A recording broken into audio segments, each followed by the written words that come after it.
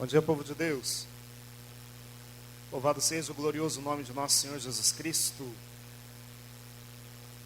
Reze comigo, pelo sinal da Santa Cruz, livrai-nos Deus, nosso Senhor, dos nossos inimigos, em nome do Pai, do Filho e do Espírito Santo.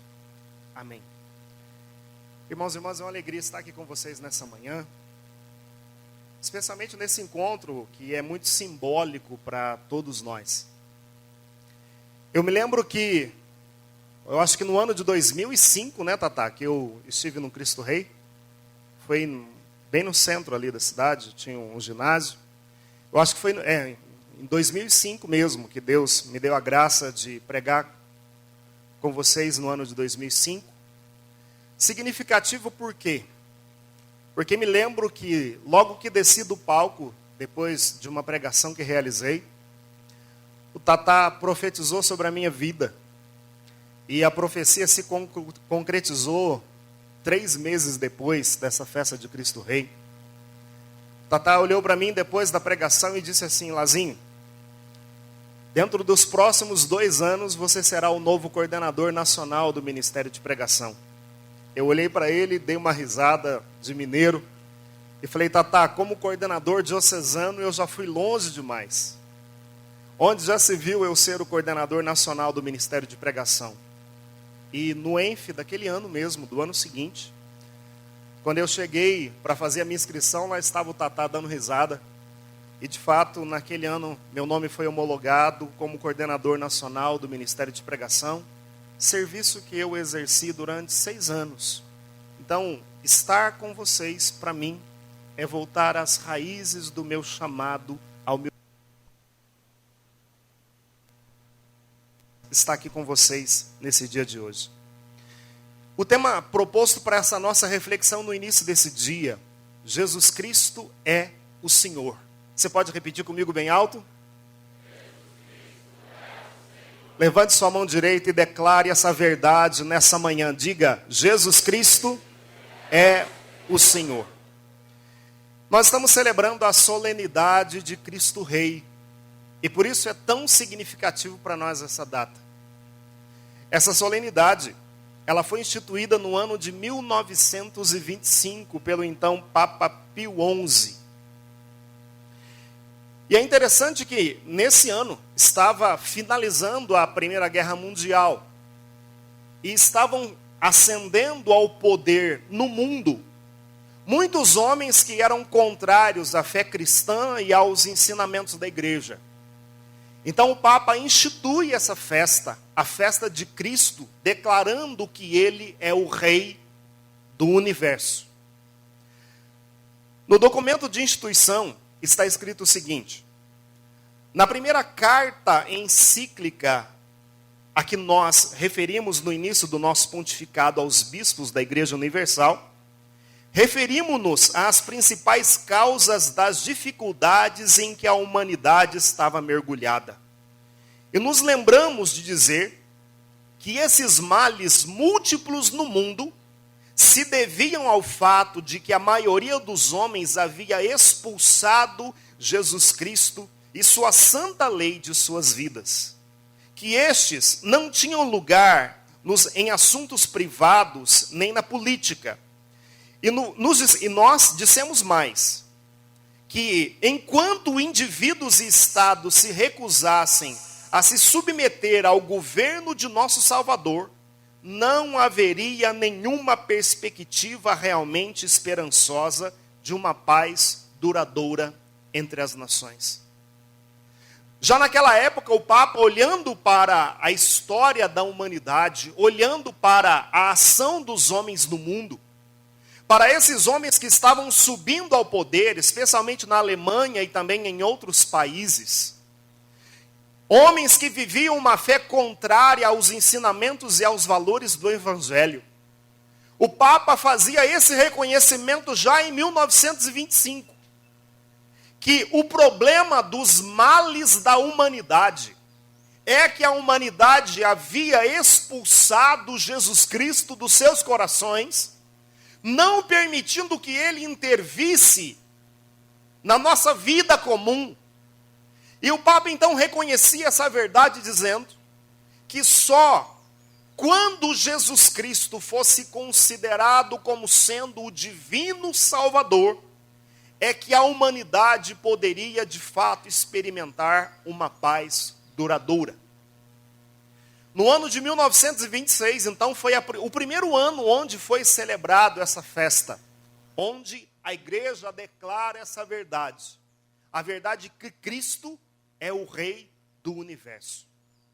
E nós estamos aqui nessa manhã justamente para renovar essa declaração que nós afirmamos todos os dias da nossa vida.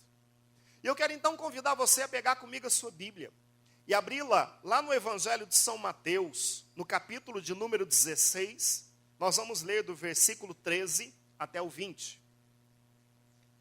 Evangelho segundo Mateus, capítulo 16, versos 13 a 20.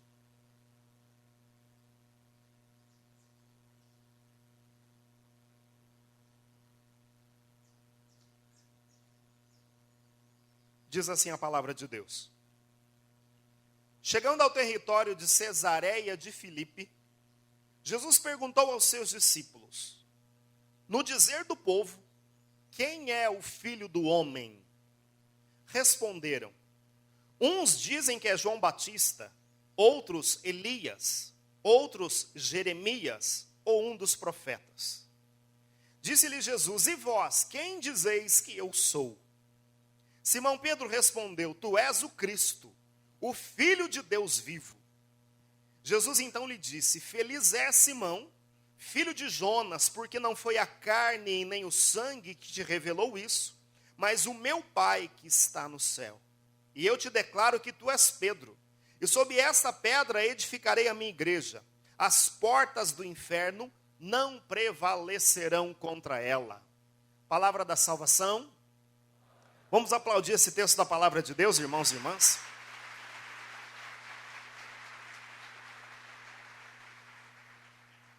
Eu sei que esse texto da palavra é conhecido por todos. Você certamente já ouviu, já pregou sobre esses versículos aqui da palavra de Deus.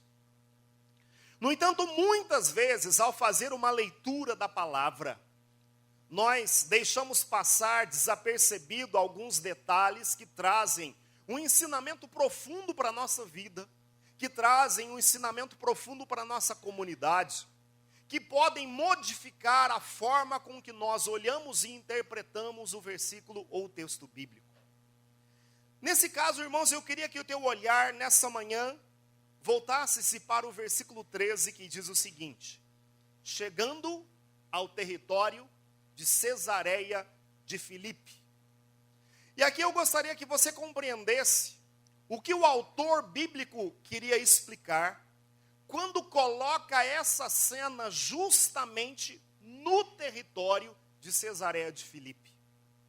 Primeiro que Jesus estava saindo de Betsaida, lá no Evangelho de São Marcos, no texto igual a esse, você vai perceber que eles estavam saindo de Betsaida, e aí então Jesus faz um desvio de percurso. E veja bem, para estar em Cesareia, Jesus caminha 50 quilômetros com os seus discípulos. Essa caminhada certamente foi a pé. E aí, irmãos e irmãs, por que é que Jesus vai fazer essa pergunta justamente no território de Cesareia de Filipe para os seus discípulos? Muito bem, essa cidade, Cesareia, Herodes o Grande construiu nela um grande templo de mármore branco e dedicou esse templo construído a César, ao imperador César Augusto. Depois da morte de Herodes o Grande, quem assume a cidade foi Herodes Filipe. E ele então amplia a cidade, e ele então faz com que a cidade crescesse, e dá o nome de Cesareia de Filipe, justamente para diferenciar ela de outras Cesareias que haviam, especialmente de uma Cesareia chamada de Cesareia Marítima. Essa cidade é chamada hoje de Pânias, com P. se escreve com B, mas se pronuncia Pânias. É esse o nome do sítio arqueológico dessa cidade. Ela fica no sopé de um monte chamado Monte Hermon. E lá nasce um dos afluentes do Rio Jordão, irmãos e irmãs. E é interessante que o seguinte, nessa cidade, havia uma grande gruta que lá está até hoje, e essa gruta era dedicada a um deus grego chamado Pan. O deus grego Pan, ele é identificado como tendo metade do corpo de um bode, e o restante corpo de ser humano, e o chifre também de um bode. Na lenda ou na história, ele é apresentado como alguém que toca flautas, era alguém que gostava de alegria, e gostava de dançar com aquelas chamadas ninfas da floresta. Então havia nessa caverna, a caverna era dedicada ao deus Pan. Dessa caverna nascia justamente dela esse rio ou esse afluente, essa fonte que alimentava o Rio Jordão, irmãos. Então é um lugar muito importante, justamente porque esse rio alimenta o Rio Jordão. Além disso, havia então, primeiro, esse templo, essa caverna dedicada ao deus Pan. Logo do lado, foi construído ali o templo que era dedicado ao César, que já nessa época era tido como Deus, ele era adorado como sendo Deus. Logo que os gregos assumem aquele lugar, eles também constroem um templo dedicado a Zeus. Então você imagina só a situação. Havia vários deuses ali em Cesareia de Filipe. O culto que se fazia ao Pan era a oferecer oferenda de bodes que eram ali imolados durante todo o tempo. Além disso, irmãos e irmãs, como era um lugar onde se fazia o território da Transjordânia, era um lugar de importante comércio, a cidade ficava repleta de fiéis que vinham adorar a esses deuses o tempo todo. Jesus, então, ele sai de Betsaida e vai com os discípulos para os arredores de Cesareia de Filipe. Como essa cidade era uma cidade onde se adorava várias divindades, para um rabi ou um mestre, não era coisa muito boa estar presente numa cidade com tamanha contaminação espiritual. No entanto, Jesus faz questão de sair de Betsaida e vai com eles até essa cidade. Uma outra coisa importante lembrar, a caverna onde ficava o templo do deus Pan, era chamado por eles ali de Boca do Inferno. Olha que coisa. E o título de Boca do Inferno não era por causa do culto ao Pan, era por causa do culto a Baal. Eles diziam que Baal deveria descer aos infernos e voltar dos infernos através daquela gruta. Era isso que tinha na mentalidade antiga. Agora, irmãos e irmãs, Jesus então chega nesse território pagão, repleto de outros deuses, e faz essa pergunta para os seus discípulos. No dizer do povo, quem é o Filho do Homem? Volte-se para o irmão que está aí do seu lado e faz essa pergunta para ele. No dizer do povo, quem é o Filho do Homem?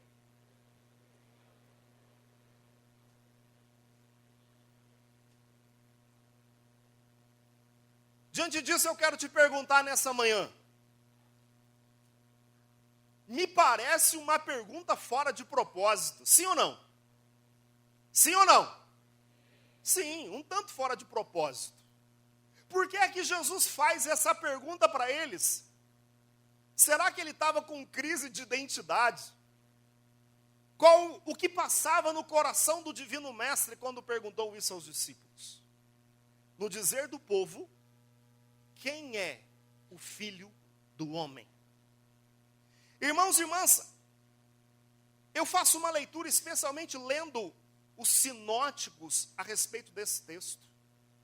E penso que verdadeiramente o que Jesus queria perguntar é, olhando para vocês que são os meus discípulos, como o povo me percebe? Qual a percepção que o povo tem de mim olhando para vocês?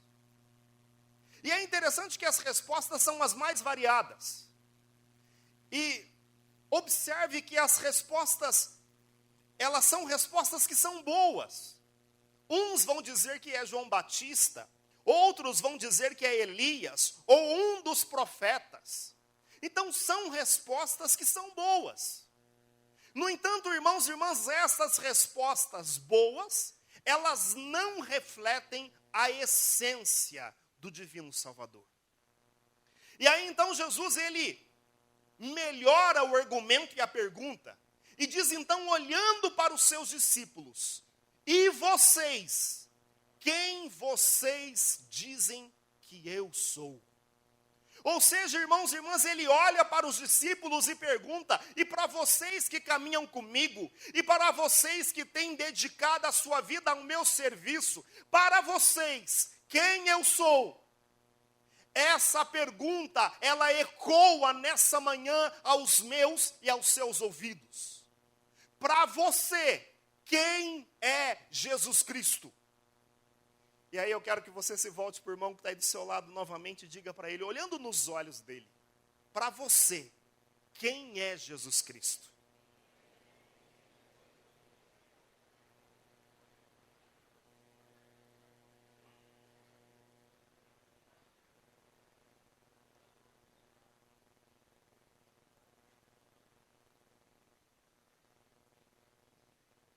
Agora observe, irmãos e irmãs. Jesus faz essa pergunta. E aí eu trouxe o contexto geográfico para que você compreenda. Por que que essa pergunta não foi feita em Betsaida, e sim em Cesareia? Jesus, ele leva os discípulos para um contexto geográfico cheio de deuses. E ali no meio daqueles deuses, ele revela a sua própria natureza. No meio daqueles deuses com D minúsculo, ele revela que ele é verdadeiramente Deus. E aí então Pedro vai dizer: tu és o Cristo, tu és o Filho do Deus vivo. Levante o seu braço direito e faça essa declaração comigo: tu és o Cristo, tu és o Filho de Deus vivo. Eu acho que dá para ser muito melhor que isso, bem forte, diga: tu és o Cristo, tu és o Filho do Deus vivo. Agora dá uma salva de palmas para Jesus Cristo, porque Ele é.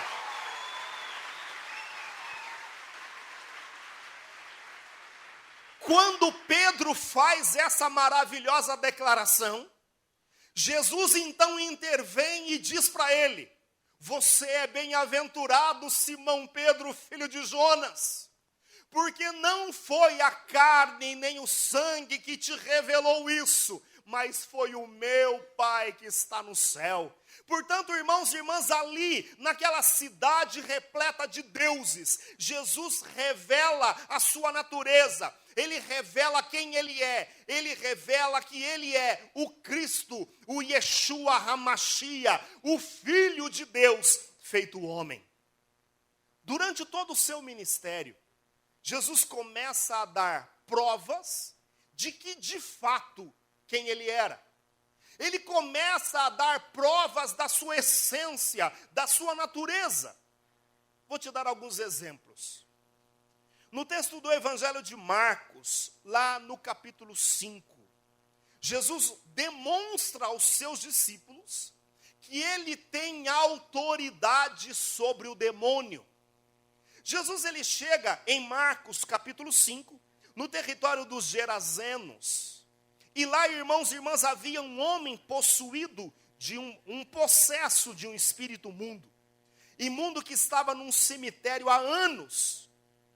Quando Jesus pisa no território, aquele homem possuído chega até ele dizendo o seguinte: que queres de mim, Jesus, Filho do Altíssimo?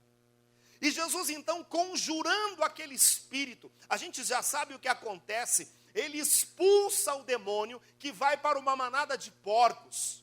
E ali, irmãos e irmãs, Jesus demonstra a sua essência natural. Ele demonstra que ele tem autoridade sobre o demônio. Por isso, irmãos e irmãs, Jesus vai revelando para nós que ele é, de fato, o Senhor de todas as coisas. Nós vemos, por exemplo, no texto do Evangelho de Marcos, no capítulo 6, lá no versículo número 56b, essa declaração. Onde quer que ele entrasse, fosse nas aldeias ou nos povoados, ou nas cidades, punham enfermos nas cidades e pediam que os deixasse tocar ao menos na orla de suas vestes. E todos os que tocavam em Jesus ficavam sãos. Então, irmãos e irmãs, aqui nesse texto da palavra, Jesus demonstra que ele tem autoridade sobre as doenças. Ao longo do seu ministério, ele começa a revelar que, de fato, ele tem em si mesmo todo o poder e toda a autoridade. No texto de Mateus, capítulo 8, versículo 23 a 27, os discípulos estão atravessando ali o mar. Eles estão atravessando numa barca. Jesus estava dormindo. E, irmãos e irmãs, o vento se faz mais forte. E de repente eles começam a perecer. Jesus então se coloca de pé, dá ordem à tempestade e aos ventos para que silenciem. E diz a palavra de Deus que se fez uma grande calmaria. Aqui então nós observamos que Jesus tem autoridade sobre a natureza. No texto, por exemplo, de João, capítulo 2, versículo de 1 a 6, é aquele texto das bodas de Caná. Jesus demonstra que ele tem autoridade sobre os elementos. Ele transforma a água em vinho. Você acha que foi fácil transformar água em vinho ou não? Foi ou não? É interessante porque você sabe que a água é formada por H2O, certo? É isso ou não? Então, os universitários têm um átomo do quê? E quantos átomos de oxigênio? Hidrogênio e oxigênio não possuem carbono, certo? Sim ou não? Pois é. Vinho tem carbono. Ele teve que fazer, aqui cientificamente falando, uma fissão e uma fusão nuclear para transformar água em vinho. Faço isso ou não? Sabe quanto de energia você precisa para fazer fissão e fusão nuclear? A energia de todas as estrelas que nós conhecemos. Mas escuta só, ele tem poder sobre os elementos, porque Jesus Cristo é o Senhor, e você vai aplaudir ele aqui agora.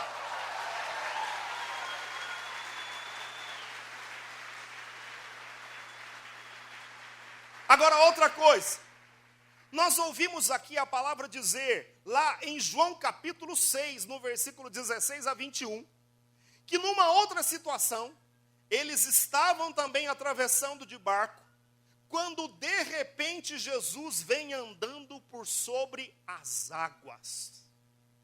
Quando ele anda sobre as águas, ele demonstra que ele tem autoridade sobre o seu próprio corpo. Você já tentou andar em cima da água? Deu certo? Não, né? Quantos homens até hoje andaram sobre as águas? Quantos? 2. Então, ao andar sobre as águas, Jesus demonstra que ele tem poder sobre o seu próprio corpo. E finalmente, irmãos e irmãs, a gente podia fazer outras citações. Mas lá no Evangelho de João, capítulo 11, estava morto já há 3 dias, 4 dias, um homem chamado Lázaro. Jesus, irmãos, ele chega onde estava o túmulo, manda que rolassem a pedra e pronuncia: Lázaro, vem para fora. Agora, deixa eu te falar, era um cemitério ali, certo? Sim ou não? Sabe por que ele chamou pelo nome? Se ele dissesse vem para fora, tudo que era morto levantava, minha gente. Sabe por quê? porque ele tem autoridade sobre a morte. E finalmente, irmãos e irmãs, 3 dias depois de morto, pelo seu próprio poder, ele retoma a vida, porque não era possível que a morte retivesse em seu poder o autor da vida. Irmãos, eu quero nessa manhã declarar essa verdade bíblica para você. Jesus Cristo é o único Senhor. Aleluia!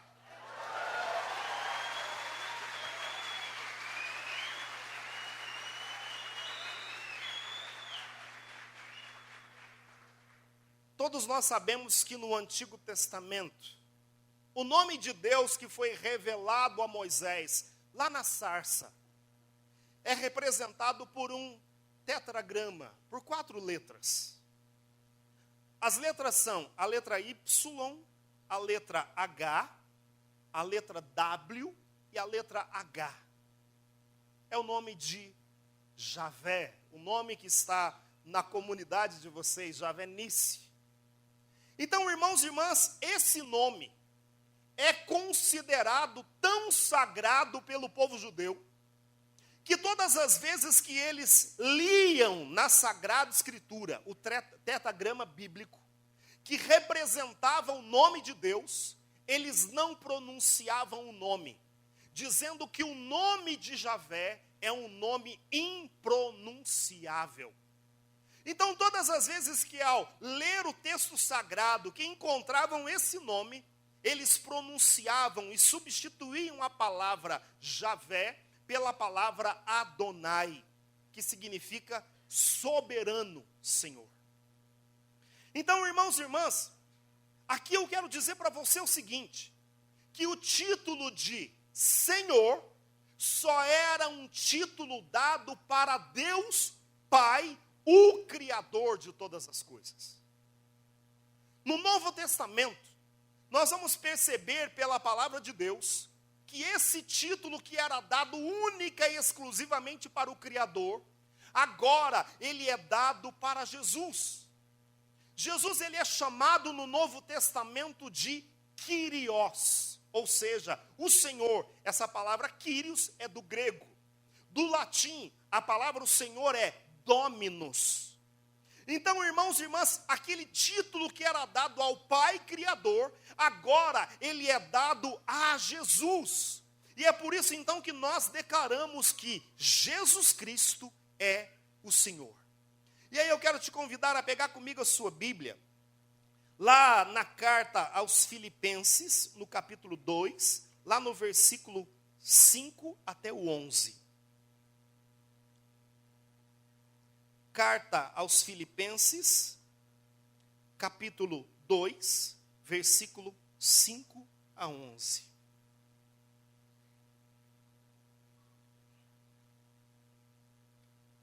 Vai dizer a palavra de Deus: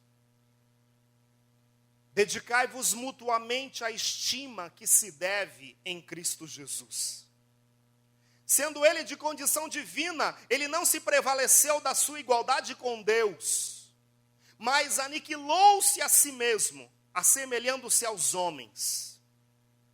Aniquilou-se a si mesmo, assumindo a condição de escravo e assemelhando-se aos homens. E sendo exteriormente reconhecido como homem, humilhou-se ainda mais, tornando-se obediente até a morte e morte de cruz.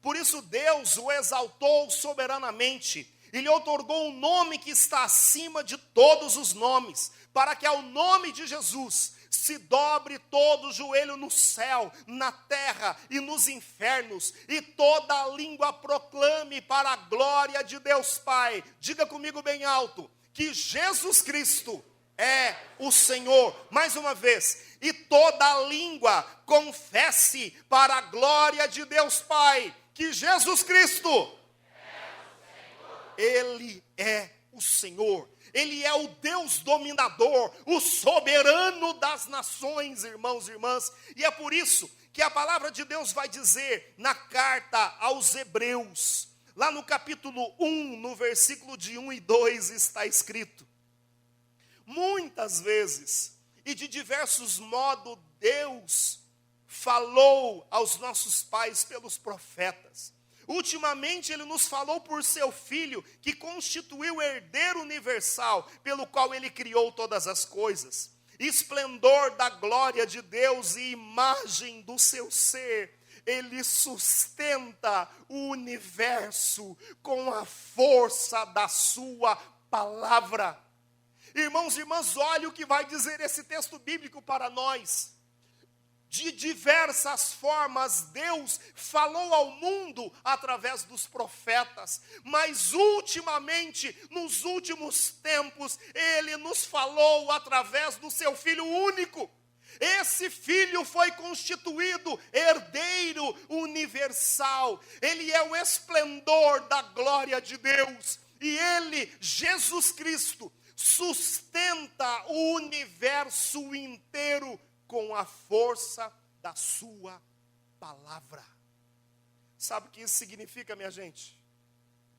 Quando a palavra de Deus fala de universo, ela está falando do cosmos inteiro. E aqui nós não falamos somente do macrocosmos, mas o micro. Isso significa, meu irmão e minha irmã, que é a palavra de nosso Salvador Jesus. É a palavra que sustenta o universo inteiro. Se ele por um só minuto tirar os seus olhos do universo, todo ele vai ruir, porque o universo é sustentado pela gloriosa palavra de nosso Senhor Jesus. Olhe para essas árvores que estão aqui à nossa volta, olhe.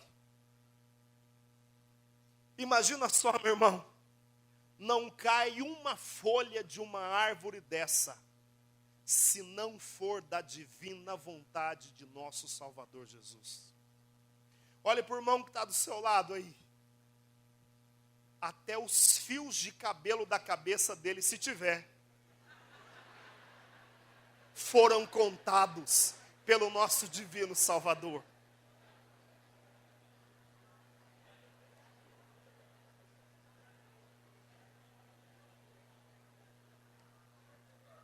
Agora eu quero convidar você.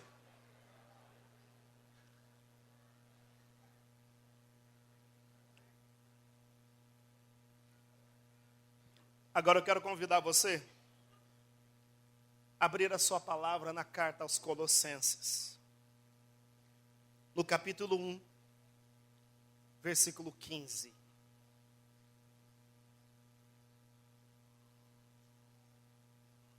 Carta aos Colossenses, capítulo 1, versículo 15.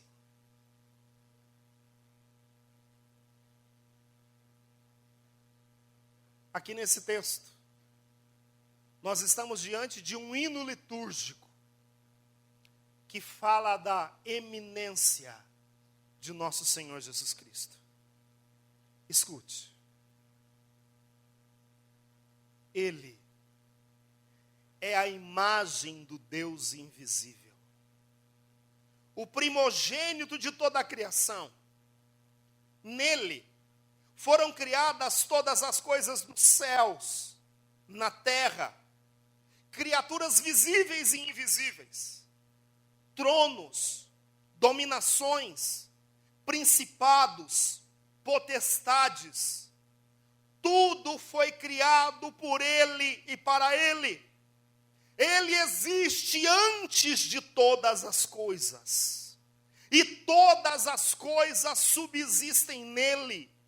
Ele é a cabeça do corpo da igreja. Ele é o princípio, o primogênito entre os mortos. E por isso ele tem o primeiro lugar em todas as coisas.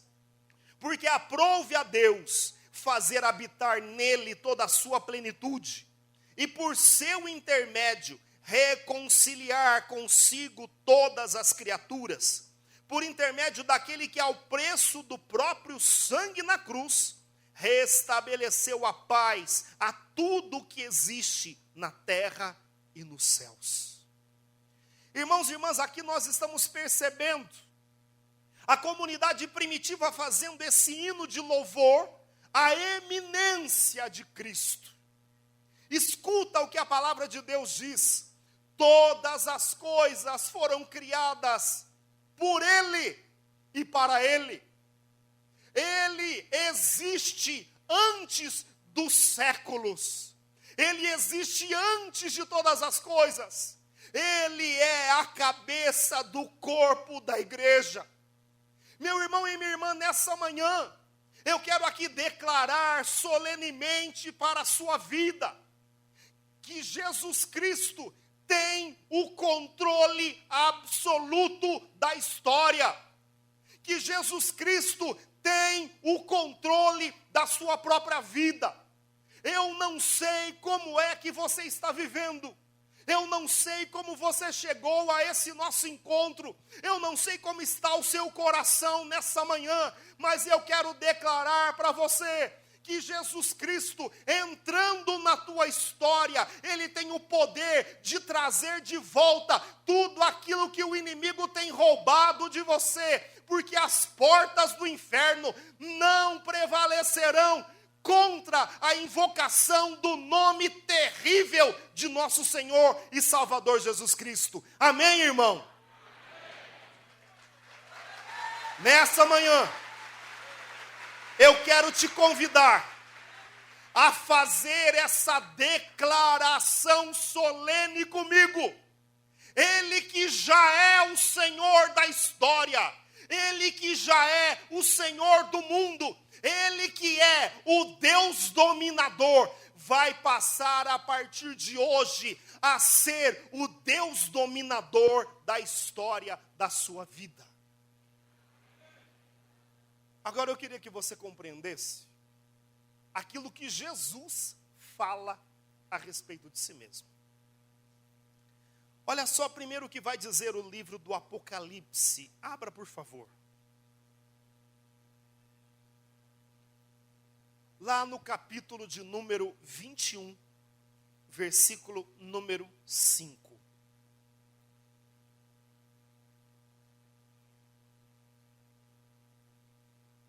Apocalipse 21, versículo número 5.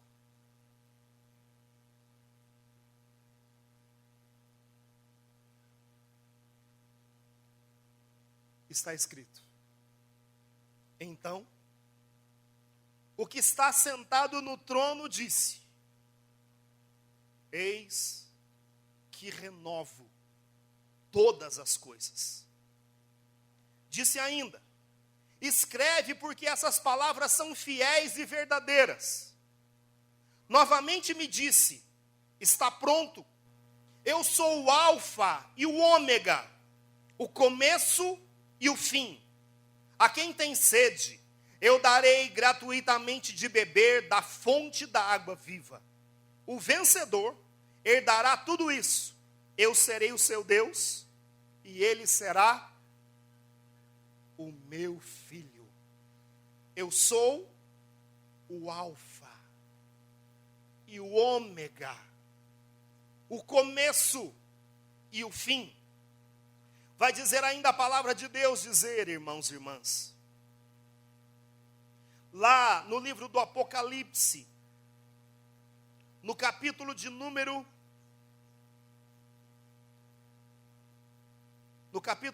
7,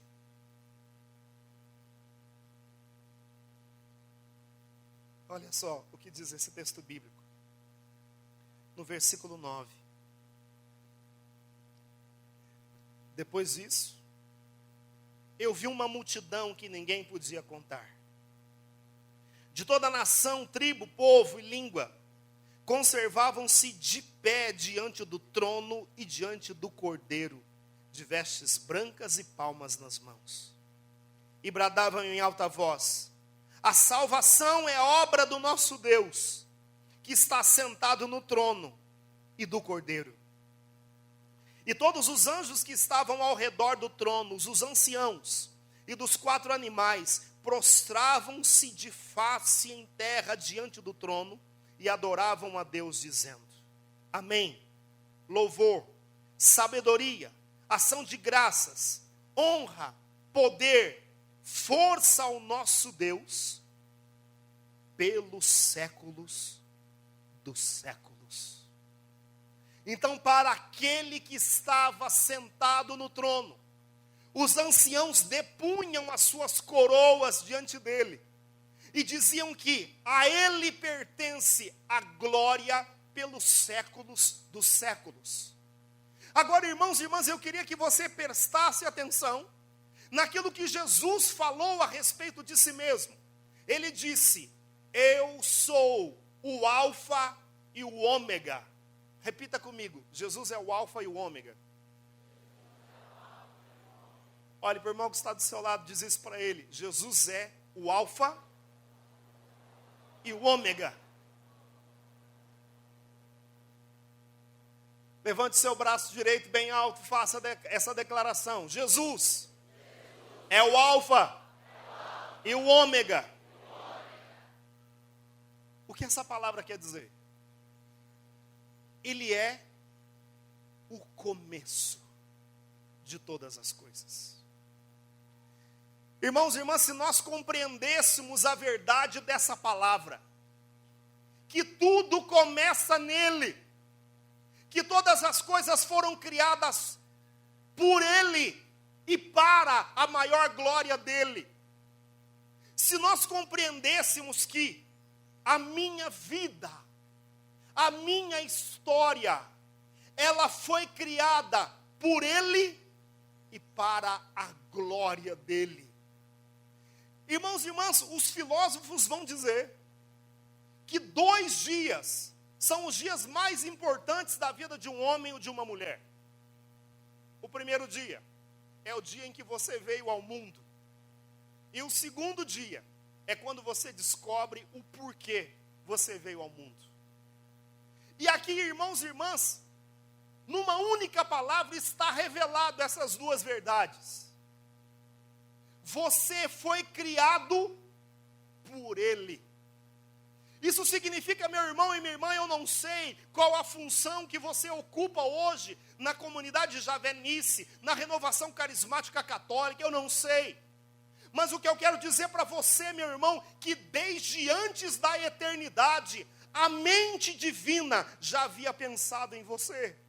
E ele foi quem formou você. Então, o início da sua vida foi em Cristo. Por isso, irmãos e irmãs, em determinado momento da nossa vida, é preciso que eu e você lancemos um olhar sobre o nosso passado, para reconhecer que no controle de tudo estava Deus. Porque muitas vezes a gente vive uma vida de sofrimento.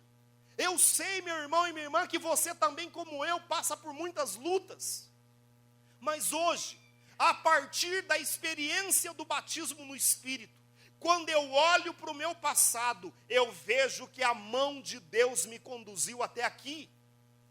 Foram as alegrias da minha vida e também os sofrimentos que forjaram o homem que eu sou. Por isso, meu irmão e minha irmã, eu não sei como está a história da tua vida, mas nessa manhã eu quero dizer que o começo de tudo foi ele quem formou você, e formou você com um propósito. Há um propósito definido para a sua vida. Se você ainda não tem a visão de para onde você está indo, eu quero dizer para você, para onde nós vamos. Nós estamos indo para Sião, é para lá que nós vamos. Nós nascemos dele e um dia vamos nos encontrar com ele na eternidade. Ele é o alfa, ele é o ômega, ele é o começo e ele será o fim de tudo na nossa história. Diga glória a Deus. Pode olhar para o teu irmão e dizer para ele assim: eu estou caminhando para Sião, aleluia.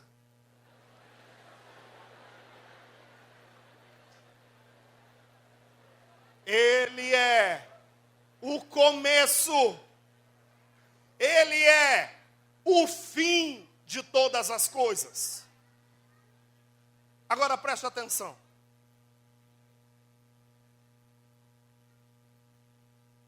Em todos os cursos agora da pós-modernidade, PNL, coaching, qualquer coisa que você ouvir nesse sentido, vão dizer que alguns dos problemas fundamentais do ser humano está em começar e em terminar alguma coisa. Verdade ou não? Um dos problemas fundamentais do ser humano é ter a coragem de começar e terminar. Vou te dar um exemplo. Às vezes a gente até tem coragem de começar um regime, mas não termina. Às vezes a gente tem coragem de começar um curso de inglês, mas não termina. A gente inicia uma faculdade, mas não termina. Pior ainda,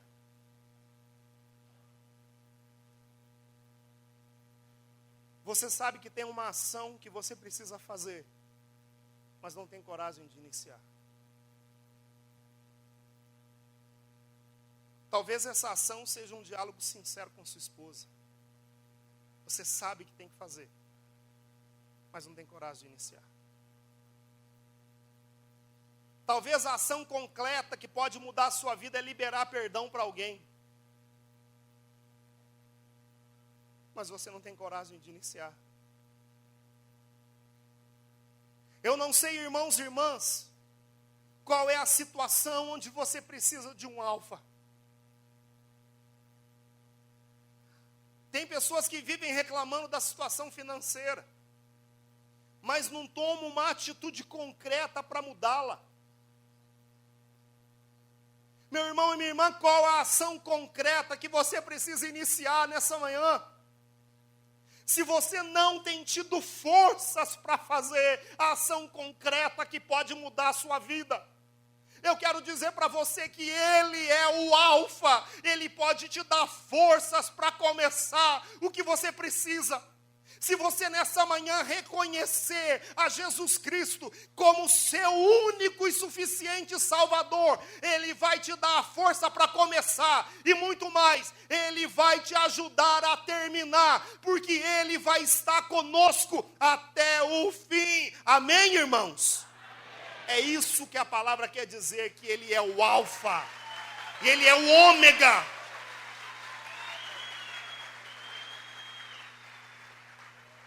Muitas vezes você sabe que precisa mudar o seu relacionamento com Deus. Muitas vezes você sabe que precisa começar uma vida nova de oração. Tem gente que faz um propósito, especialmente hoje, onde nós estamos terminando o ano litúrgico. Tem pessoas que fazem assim: olha, eu vou ler a Bíblia inteira. Começa e não termina. Tem gente que começa a dizer assim, especialmente quando a gente está finalizando um ano. Esse ano vai ser o ano da virada. Muitas vezes, irmãos e irmãs, a gente vive somente no propósito. A gente tem a coragem de pronunciar, mas não tem a coragem de terminar. Tem gente que ainda está em dificuldade para viver uma vida permanente de oração. Não vive relacionamento íntimo com Ele. Ah, irmãos e irmãs, Ele é o alfa e o ômega. Eu não sei qual é a situação que você está vivendo, irmão, mas Ele pode levar a termo a obra começada, porque Ele é o alfa. Ele é o começo e o fim de todas as coisas. Nessa manhã, eu quero convidar você a fazer aquilo que a palavra de Deus nos declara na carta aos Romanos, no capítulo 10, no versículo número 9. Portanto, se com tua boca confessares que Jesus Cristo é o Senhor, se em teu coração creres que Deus o ressuscitou dos mortos, serás salvo. É crendo de coração que se obtém a justiça, é professando com palavras que se chega à salvação. A Escritura diz que todo aquele que crer não será confundido, pois não há distinção entre judeu e grego, porque todos têm o mesmo Senhor, rico para com todos aqueles que o invocam, porque todo aquele que invocar o nome do Senhor será salvo. Escute o que a palavra de Deus declara. Portanto, se com tua boca confessares que Jesus é o Senhor, serás salvo. Irmãos e irmãs, aqui é fundamental nós aprendemos a enumerar aquilo que é necessário. A primeira coisa é confessar com os lábios. Agora, não adianta somente confessar com os lábios, porque a palavra de Deus vai declarar que não é todo aquele que diz Senhor, Senhor que entrará no reino, mas aquele que faz aquilo que Jesus manda, que o obedece. Portanto, irmãos e irmãs, é preciso confessar com os lábios, e segundo, é preciso crer com o coração. E a gente pode juntar esse texto bíblico com aquele de Filipenses que acabamos de ouvir, e aprender que é preciso confessar com os lábios, crer com o coração e dobrar os joelhos diante dele. Reconhecer que ele tem autoridade sobre a nossa vida. Ele que já é. Você querendo ou não, aceitando ou não, ele tem o mundo todo em suas mãos. Você aceitando ou não, ele sustenta o universo com a força da sua palavra. Eu e você querendo ou não, ele é o Senhor. Agora é muito interessante que já sendo, ele respeita a minha e a sua liberdade. Ele já é o Senhor, irmãos, isso é claro. Agora o livro do Apocalipse vai dizer assim: eis que estou à porta aí e bato. Se você abrir, eu entro. E cearemos, eu com você e você comigo. Ele já é o Senhor. Mas é você que precisa declará-lo como o único Senhor de sua vida. Nessa manhã, a palavra de Deus, ela nos inquieta. Jesus perguntou: o que o povo diz a meu respeito? Agora, nessa manhã, a palavra que quer ficar aos teus ouvidos é essa. E para você? Quem sou eu? Diz o Senhor. O que você já teve coragem de entregar para Ele? O que você já teve coragem de consagrar a Ele? Porque tudo aquilo que nós consagramos a Ele, Ele passa a dominar sobre. Se você consagrar a sua família, Ele vai começar a reinar sobre a sua família. Se você entregar o teu trabalho, Ele vai começar a reinar sobre o teu trabalho. Mas é preciso que você permita que Ele realize essa obra na sua vida. Nessa manhã, há um chamado de Deus para nós. Muitas vezes, irmãos, o tempo foi passando. Muitas vezes a história passou. O Tatá perguntava quem estava aqui na primeira consagração há 10 anos atrás. Então, muitas vezes o tempo passou. Você talvez fez um compromisso inicial, mas ao longo do tempo a sua vida foi mudando. Vieram os filhos, mudou de trabalho, a história mudou. E aquilo que era uma verdade borbulhante dentro do teu coração foi ficando em segundo plano. E muitas vezes outros deuses começaram a dominar a nossa vida. Muitas vezes, irmãos, outros deuses foram ocupando a primazia. Mas hoje, o Senhor te trouxe nesse lugar para te lembrar essa verdade. Há um Deus dominador sobre as nossas vidas.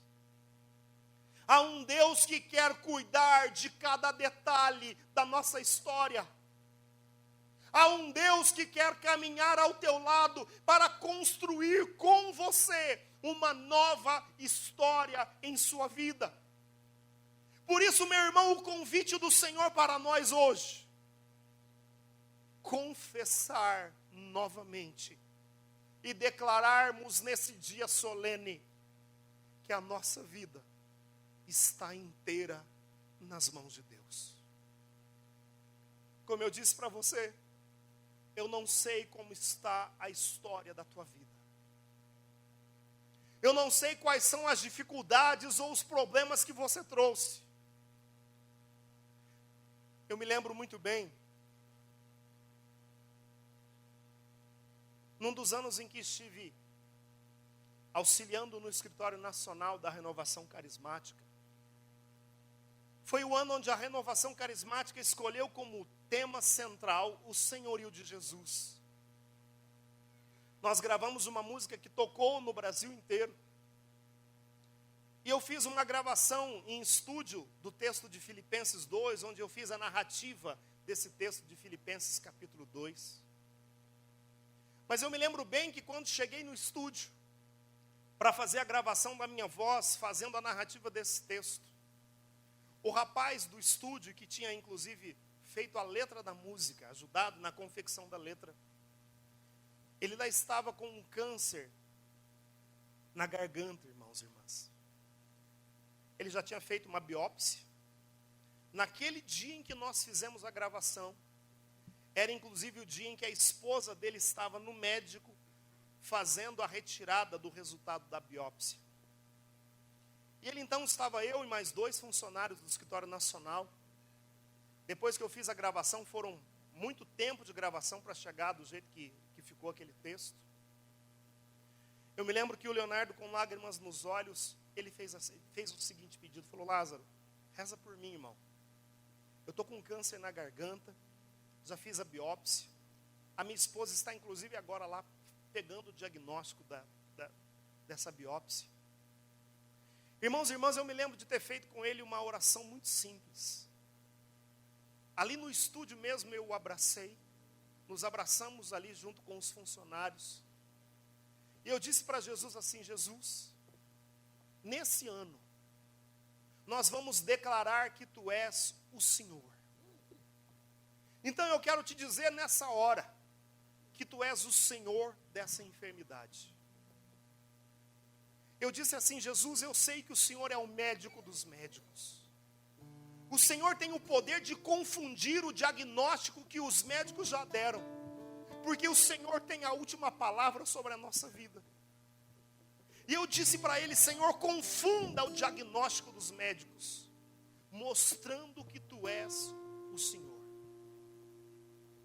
Veio o primeiro diagnóstico, estava lá declarado câncer na garganta. O médico solicitou um segundo exame. Quando volta o resultado do segundo exame, já não havia mais células cancerosas, porque Jesus Cristo é o único Senhor. Amém?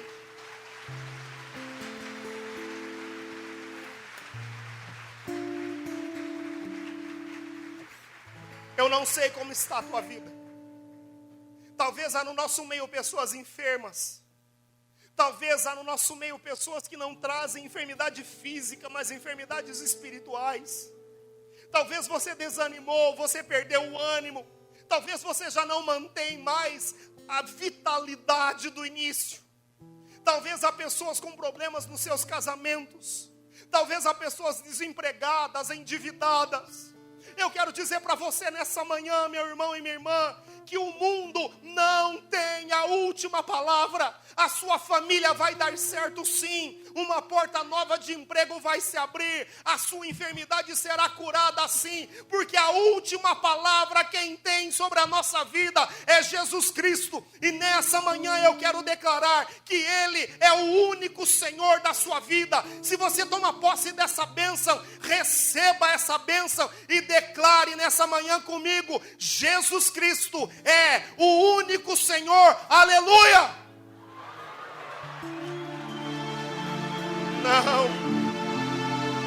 Não, o mundo não tem a última palavra. O diabo não tem a última palavra.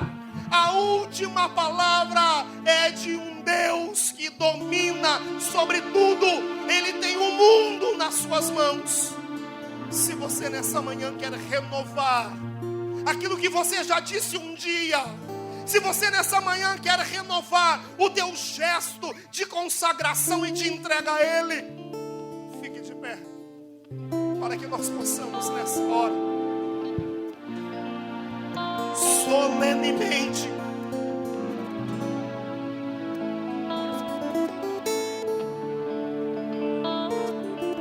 eu quero trazer para você aquilo que Deus me mostra agora.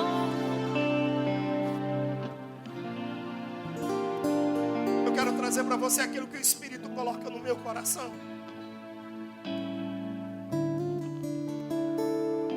Ao olhar aqui nesse momento, enquanto você ficava de pé, o Senhor me mostrava muitas pessoas que estavam, sabe, um concreto, sabe quando você pisa no concreto, e o Senhor me mostrava justamente isso. Pessoas que estavam afundadas no concreto. Mas nessa hora, o Senhor vai quebrar aquilo que tem impedido você de caminhar. Se você tem a sua caminhada amarrada, se você não tem visto resultado na sua vida missionária, o Senhor vai quebrar aquilo que tem impedido o livre fluxo da palavra na sua vida nessa manhã. Levante os seus braços. Levante os seus braços. Comece a declarar comigo que Jesus é o Senhor. Comece a dar a Ele a sua vida. Chame pelo nome os problemas. Se você tem vivido dificuldades na sua família, chame pelo nome. Se você tem vivido dificuldades, eu não sei em qual área, dê a Ele, diga: Jesus, Tu tens a última palavra, Tu tens a última palavra sobre a nossa vida, sobre o nosso ministério, sobre essa enfermidade. Eu declaro: Jesus Cristo é o Senhor. Sobre essa frieza espiritual, sobre o desânimo, sobre a depressão, diga: Jesus Cristo é o Senhor.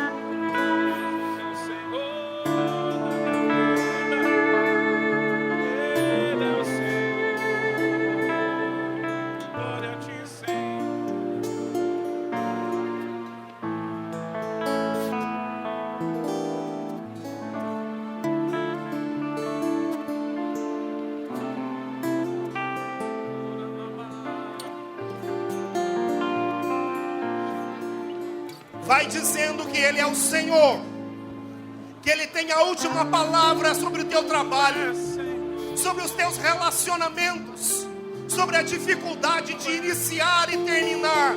Diga nessa manhã, declare, meu irmão, que Ele é o Senhor.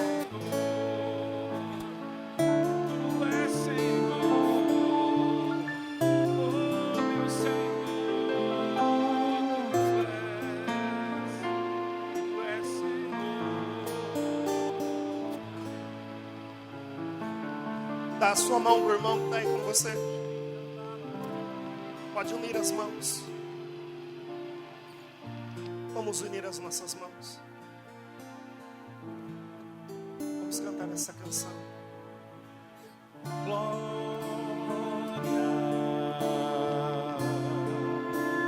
Levante o braço do seu irmão e cante. Glória. Mais uma vez, diga glória. Glória. Glória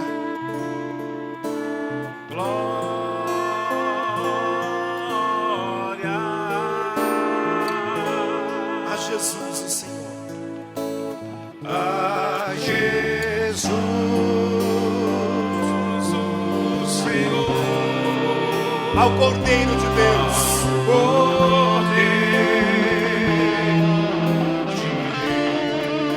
Ao nome sobre todo nome. Ao nome sobre todo nome. Solte a sua voz, diga bem alto. A Jesus. A Jesus. O Senhor. O Senhor. Ao Cordeiro de Deus.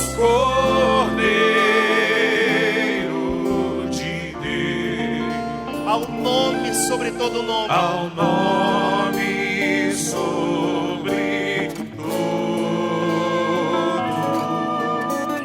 nome.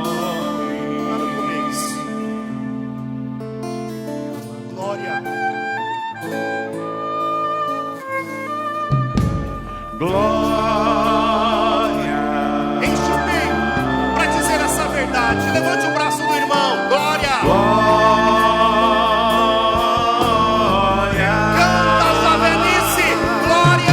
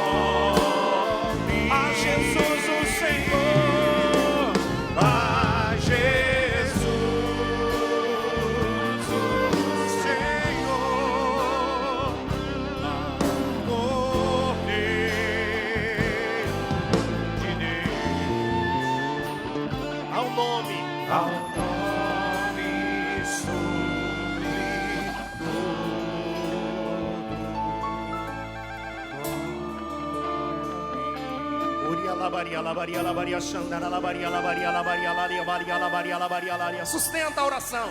Levante o braço do seu irmão. Vá orando no espírito.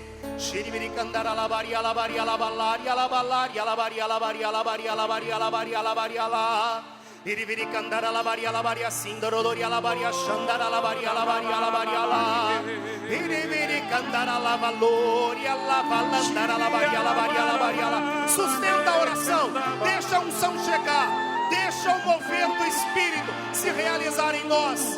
Iri candara la varia la valoria na varandara la varia candara la varia la ora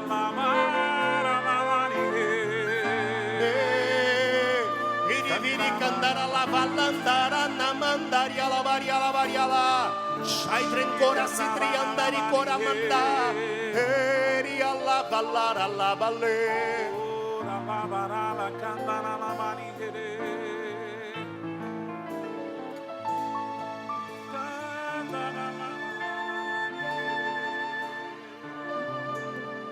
candara la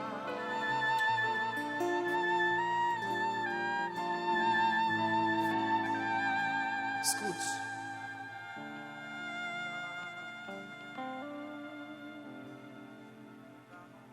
Janeiro canta la mesa.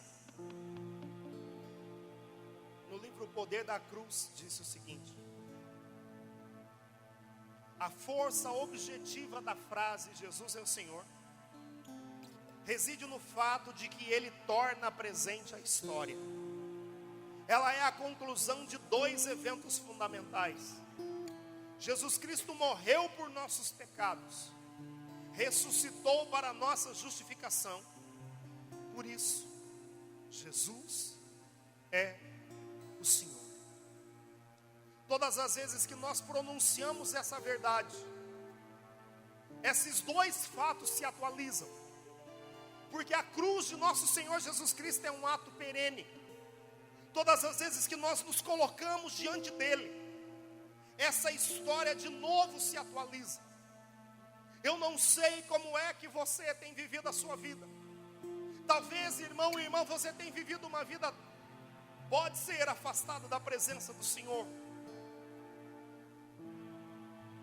Muitas vezes o inimigo está, ou estava, como vai dizer a carta aos Colossenses, com uma carta escrita contra nós, cujas prescrições nos condenavam. Talvez na história da sua vida você não tenha vivido esse senhorio de Jesus de forma definitiva. Mas nesse momento em que você declara, o que Jesus faz com esse documento do inimigo é cancelá-lo. Ele cancela o documento que estava escrito contra nós. E nessa manhã Ele te devolve uma nova folha em branco, para que você comece novamente um novo relacionamento com Ele. Meu irmão, a partir de hoje você vai reescrever a tua história, reescrever a tua história familiar, reescrever a tua história no teu trabalho, reescrever a tua história na javenice, porque o Senhor está te dando uma nova oportunidade. Agora escute, finalizamos com essa palavra.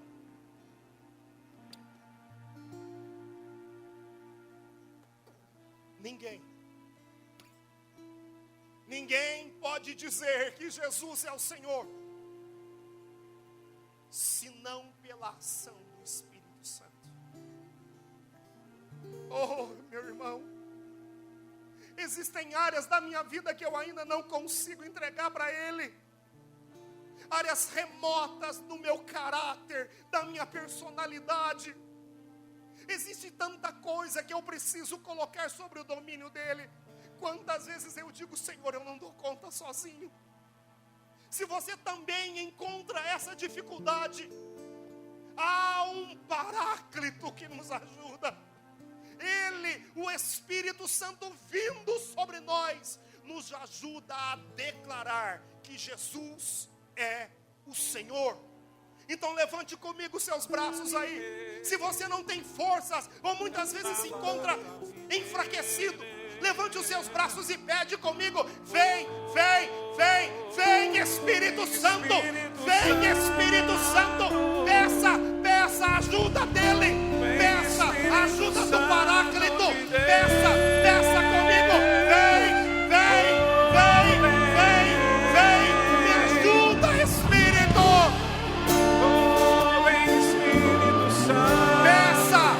Peça o batismo no Espírito, peça um novo mover. Vem, eu quero, Senhor, eu preciso do teu poder.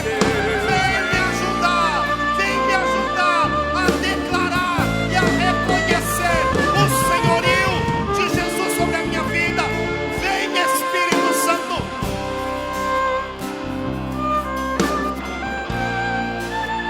Levante os seus braços, vá orando no Espírito.